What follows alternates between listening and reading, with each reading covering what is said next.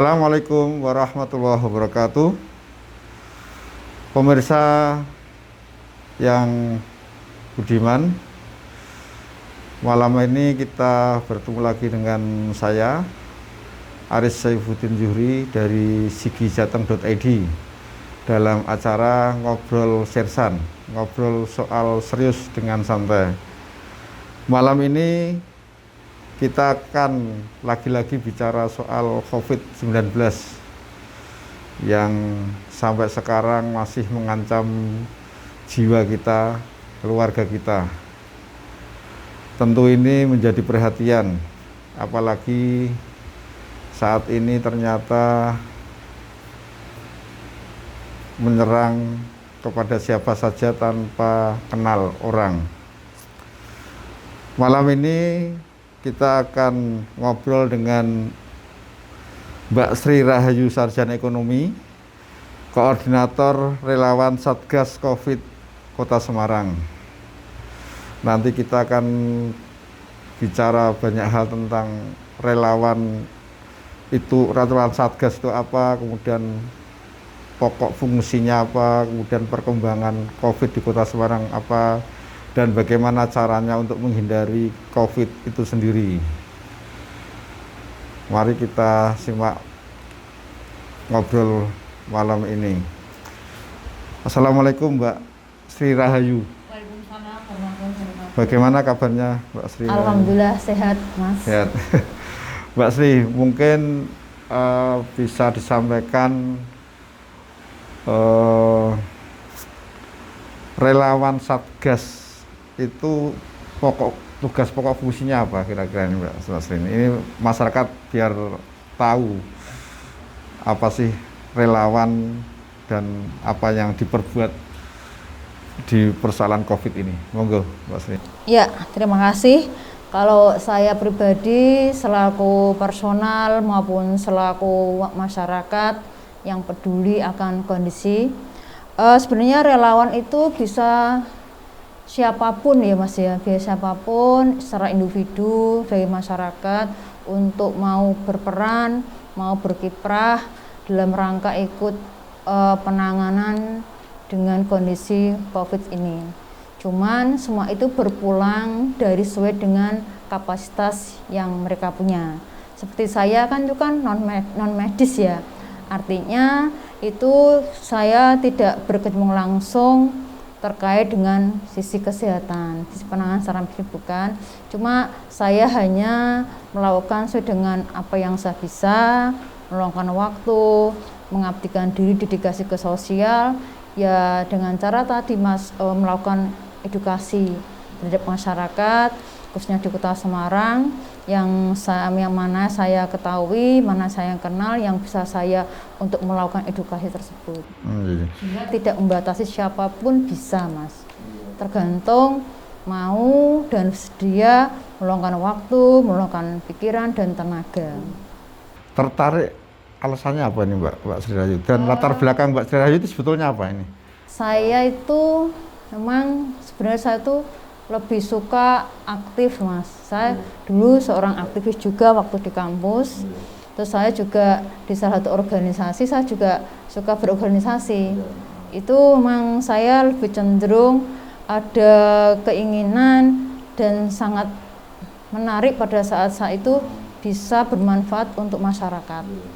Apalagi pada saat dibutuhkan, saya dengan senang hati welcome banget dalam hal kegiatan apapun, apalagi menyangkut tentang sisi relawan COVID ini. Saya tertarik ya, karena di sisi lain, karena kita berbakti, meluangkan waktu, menyumbang, itu kan tidak harus dengan materi, bisa juga dengan tenaga, waktu, pikiran kita. Nah, saya tertariknya di situ Mas. Saya ada rasa keprihatinan dengan kondisi yang ada pada saat Indonesia, khususnya Semarang, mengalami sebuah wabah yang belum berujung. Waktu saya tuh diminta sama salah satu tim pusat Jakarta, saya tanpa sedikit pun saya menolak, langsung ya saya siap. Tanpa ragu langsung menerima. Tanpa saya memikirkan dampak efeknya atau risikonya. Pokoknya Risikonya, saya ya. siap. Siap. Iya. Terus sejauh ini kan selama ini salah satu tugasnya adalah edukasi atau sosialisasi. Edukasi yang sudah dilakukan merambah di mana saja ini? Ya, yang pertama itu kebetulan ya Mas, sebelum saya masuk sebagai koordinator relawan Satgas Kota Semarang, itu bulan Maret saya sudah melakukan dengan teman-teman saya. Kebetulan teman-teman kita sepakat menginisiasi untuk ayo kita nyemprot, artinya itu. Kenapa? Saya melihat semakin hari Semarang waktu itu semakin lonjakannya COVID itu semakin tinggi. Luar biasa, ya. Sehingga itu saya ada beberapa teman tidak sampai 15 orang Mas. Terus kita melakukan nyemprot setiap hari, setiap sore. Kita sama teman-teman ya dengan seadanya waktu, seadanya alat dan tenaga yang kita punya, kita action terus. Terus pada saat bulan Juli akhir dan saat ditawari, saya tanpa berpikir panjang saya terima. Oh, baru bulan Juli akhir ya? Ya. Ada relawan tapi, itu ya? Tapi kegiatan saya sudah bulan Maret.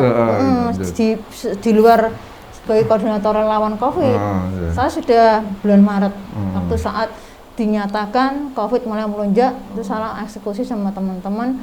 Kebetulan saya lakukannya di Semarang Utara. Dan saya kan berdomisili Semarang Utara, sehingga yang saya lakukan di Semarang Utara.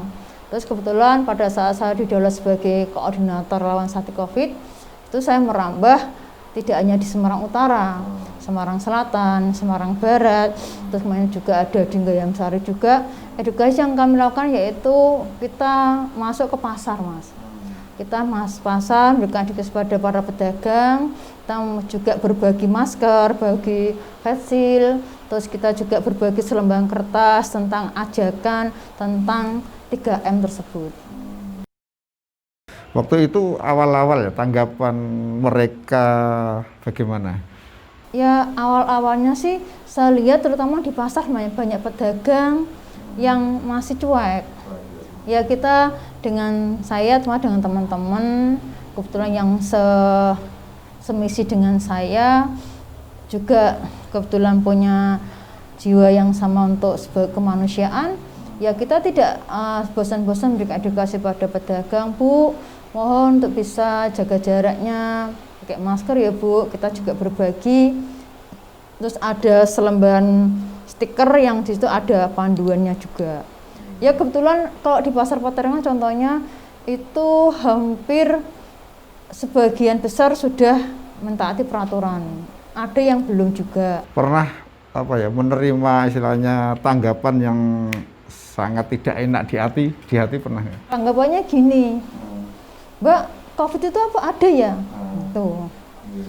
Lah, saya bilang gini, Mas, jenengan kalau belum percaya, tolong tetap jaga kesehatan. Waspada itu wajib dan perlu. Karena dengan Anda mengesampingkan kesehatan, ya otomatis nantinya akan rugi. Saya bilang gitu. Dan gini Mbak Sri, dan kenyataannya sampai sekarang itu masih ada warga yang belum percaya kalau COVID itu ada. Bilang, apa ono sih COVID itu kan gitu. Kalau kita bertemu dengan mereka, apa yang harus kita sampaikan itu? Sikap kita bagaimana ini? Ya Mbak kita Sri? harus pelan-pelan dengan kesabaran kita lakukan edukasi terus-menerus Mas. Dengan memberikan contoh yang sudah terjadi. Mungkin kebetulan ada teman saya nih yang saat ini juga di Karyadi, ya alhamdulillah sudah teratasi dan itu memberikan saya inspirasi lebih serius untuk memberikan info kepada teman-teman. Ini loh buktinya temanku sudah masuk. Karena COVID itu kalau saya rasa semakin dini diketahui semakin cepat untuk penanganannya.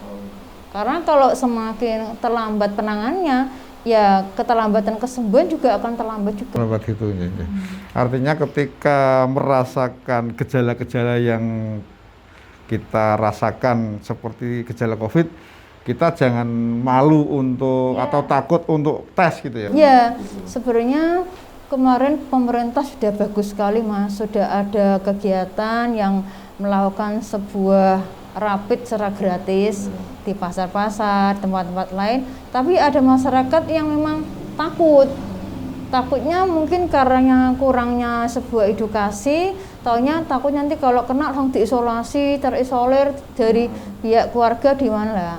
Itu memang kewajiban, kebetulan ada warga juga yang waktu ketemu saya bilang, Bu, justru dengan adanya ini kan jenengan gratis. Selain gratis, manakala jenengan sehat kan akan lebih aman. Kalau toh memang diketahui itu ada sebuah indikasi COVID kan segera ditangani, Bu. Artinya itu tidak akan merambah ke lainnya. Akhirnya mereka diem. Artinya saya juga di pasar daerah saya sendiri waktu hari Minggu saya juga pakai masker jalan-jalan juga, Mas. Tak bilang, Mbak, kok jualan enggak pakai masker? Kan enggak apa-apa, Mbak, loh. Kan enggak jenengan jualan sama jenengan jualan sambil bicara. Kan enggak tahu ludah itu muncrat ke tempat makanan tak gitu kan. Oh iya ya ada yang oh ya benar logika kalau kita ngomong pasti kan akan muncrat di makanan. Nah, ya ada yang bisa menerima juga sih, Mas. Ya intinya kita harus sabar menghadapi, sabar untuk melakukan edukasi, pemahaman kepada mereka untuk tetap selalu menjaga yang 3M itu. Sejauh ini kondisi COVID Kota Semarang bagaimana nih, Mbak Sri Rahayu? Ya kalau Juli itu, kayak bicara Juli ya, Mas, itu memang lonjakannya hampir 700 lebih. Terus alhamdulillah pelan-pelan memang naik turun. Mak ini kebetulan alhamdulillah juga di bulan Oktober sudah di bawah 500. Terus November ini, Kamis kemarin itu sekitar turun lagi, Mas, 430 sekian. Sehingga alhamdulillah pelan-pelan karena pemerintah Kota Semarang dan waktu itu di wali kotanya Pak Indra Priadi sangat kencang sekali dalam melakukan edukasi pada masyarakatnya untuk selalu mencanangkan 3M itu. Kalau saya pribadi saya tambahin, Mas, 4M, tidak hanya 3M, yaitu memakai masker, mencuci tangan, menjaga jarak, sekaligus sering membaca doa. Berdoa ya? Iya, saya tambah. Okay. Kalau masker itu kan ada standarnya ya. Standarnya yang aman bagaimana, kemudian mengapa sih kok masker bisa menjadi salah satu alat untuk mencegah penyebaran virus itu penjelasannya bagaimana ini?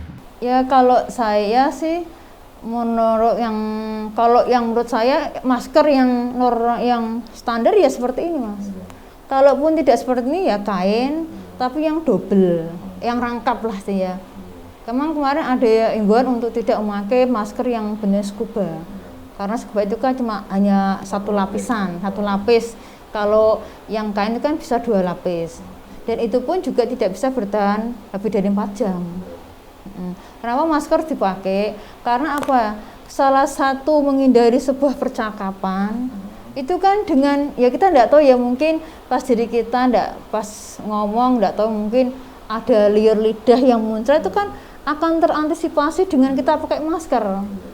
Sementara yang sakit itu ternyata juga banyak yang sehat, artinya yang kena COVID banyak yang sehat, istilahnya OTG ya, Pak ya. Itu kan tentu bahaya ya ketika kelihatannya sehat ternyata dia OTG kan gitu. Mungkin juga itu salah satu agar kok masker menjadi salah satu gitu ya. Masker itu penting dan itu wajib, Mas, kalau menurut saya. Kebetulan kok saya sendiri sebelum ada COVID saya kemana pun pakai masker karena menghindari debu. Soal jaga jarak ini bagusnya berapa meter sih gitu yang paling baik untuk menjaga jarak itu? Minimal tuh setengah meter ya.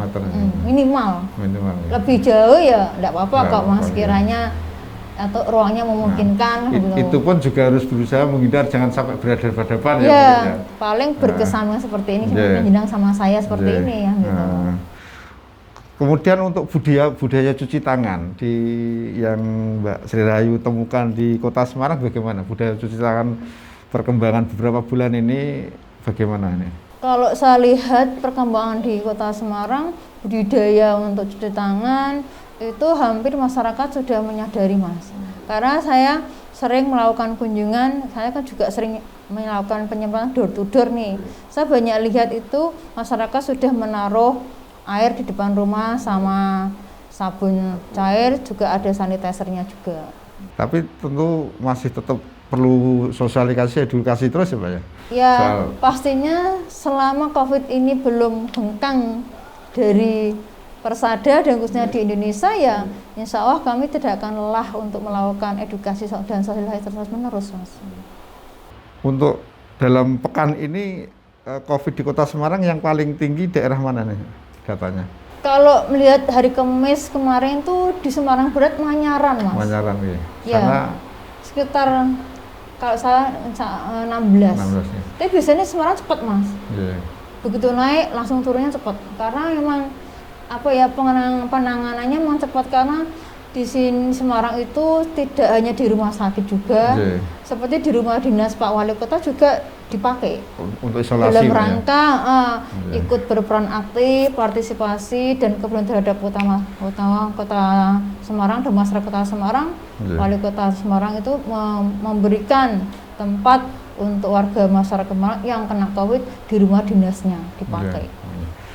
Mbak, aparat tim gabungan kan gencar untuk melakukan rahasia justisi, rahasia protokol kesehatan. Itu sebetulnya efektif nggak Mbak? Terus apa yang sanksi yang efek tepat jerahnya ya? Nah, itu apa ya sanksi yang tepat agar warga efek jerah itu seperti apa? Kalau saya pernah melihat waktu khusus Semarang Utara, para aparat birokrasi kerjasama dengan berbagai instansi, Mas, juga dengan ormas untuk melakukan edukasi itu. Ya alhamdulillah memang tidak langsung semerta-merta langsung kayak menyulap, enggak, tapi minimal ada penurunan dan ada penurunan untuk penurunan untuk untuk orang tidak mentaati. Peningkatannya sekarang semakin sering orang berpikir pakai masker, Mas. Untuk sanksinya kan Kota Semarang itu adalah salah satu daerah mungkin yang tidak menerapkan sanksi denda uang ya, tapi sanksinya ada baca doa di makam, diajak bersih-bersih di makam, olahraga. Itu bagaimana dengan model sanksi Kota Semarang ini, cukup bagus ya? Ya sebenarnya apa yang ditujukan untuk masyarakat terkait dengan untuk dalam rangka pembenahan, dalam rangka untuk menjaga kesehatan, saya rasa itu hal yang wajar ya, Mas. Karena kadang masyarakat itu dengan tidak mengindahkan sebuah peraturan, mungkin dengan adanya dia kena sanksi itu harapannya bisa mendapatkan efek jerah yang positif. Siapa tahu dengan dia tidak pakai masker terus kena sanksi itu berikutnya tidak melakukan hal yang sama, minimal mau keluar, oh ya kemarin kena rahasia, minimal kan siap-siap pakai masker. Beda kalau tidak ada sanksi apapun, itu akan semakin membuat mereka semakin tidak mengindahkan lagi. Kemarin itu juru bicara Profesor Wiku mengatakan bahwa belakangan ini beberapa negara di Eropa itu terjadi gelombang kedua COVID gitu. Dan dia tidak ingin itu terjadi di Indonesia. Kira-kira mungkin apa yang harus dilakukan khususnya warga Kota Semarang agar tidak terjadi gelombang kedua COVID, artinya tidak lagi banyak lagi. Ya kembalinya itu lagi, Mas, kembali pada esensi yang sudah dicanangkan tadi, kembali dan tetap mentaati dan untuk melakukan juga 3M itu 3M yang saya tambahi ya? Dengan 3M plus sehingga jadi 4M, yaitu terakhirnya adalah membaca doa. Oh, iya. Selain itu mungkin ya kalau selain itu ya kalau menurut saya kacamata sebagai seorang relawan sesuai dengan koridor yang saya terima dengan training dan pelatihan yang sudah terima, ya kembali di itu, Mas. Itunya. Ya. Itu memang wajib sekali, Mas. Karena tadi dengan kita pakai masker, mengamankan diri kita pada saat kita berhadapan dengan orang lain, saat kita bercakapan dengan pihak lain, kita mencuci tangan pada saat kita menyentuh barang atau apa yang tidak tahu itu barang itu sudah tersentuh oleh apa, Terus dengan menjaga jarak, ya kita juga tidak tahu teman kita itu dalam kondisi sehat atau enggak. Nah itu yang memang itu hal yang sudah normatif dilakukan, Mas. Gini Mbak Sri, untuk ada saran untuk kepada warga yang di situ ada yang menderita COVID, bagaimana sarannya? Ya kalau sarannya ya tetap ikhlas, bersabar, dan selalu tetap mentaati saran dan anjuran dari dokter yang sudah merawatnya, dan juga selalu mengindahkan yang 3M plus jadi 4M, yaitu ya harus ditingkatkan lagi, Mas. Sikap warga yang harus dilakukan warga kepada keluarga penderita itu apa yang harus? Ya kalau menurut saya ya baiknya kita memberikan sebuah simpatik, mungkin karena di daerah kami salah satu jenis Parung Taru ada, Mas, yang kena COVID, kebetulan diisolasi mandiri. Itu tetangga pada guyup dan kompak memberikan asupan makan itu bergilir. Ya, itu salah satu di Tanjung Mas, Mas. Tanjung Mas itu masyarakatnya ada yang kena COVID, tetangga pada kompak. Malah justru kalau dia mau terbuka, tetangga tahu malah banyak yang simpatik, Mas. Anaknya justru malah ada yang mengasuh tetangganya juga. Terus tetangga pada ngebel, "Kamu minta apa?"